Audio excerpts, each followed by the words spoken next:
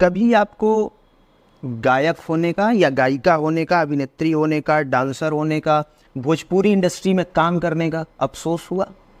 मलाल है आपको कि मैं जिस इंडस्ट्री में काम कर रही हूँ, मेरी ये पर्सनालिटी नहीं थी, मेरा ये कैरेक्टर नहीं था, मैं ऐसी नहीं थी, मुझे यहाँ नहीं होना चाहिए था? इस चीज़ का कभी आपको अफसोस मलाल हुआ?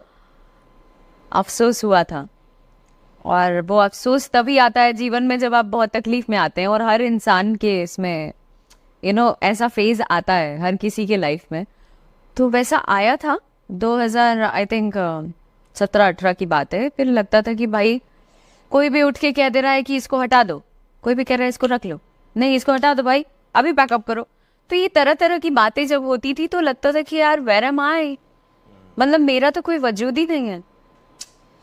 मतलब अपने हिसाब से रखने बोल दिया जा रहा है कि भाई इसको कास्ट करना है तो मैं काम कर रही हूँ, और मूड हट जा रहा है तो मैं हट जा रही हूँ।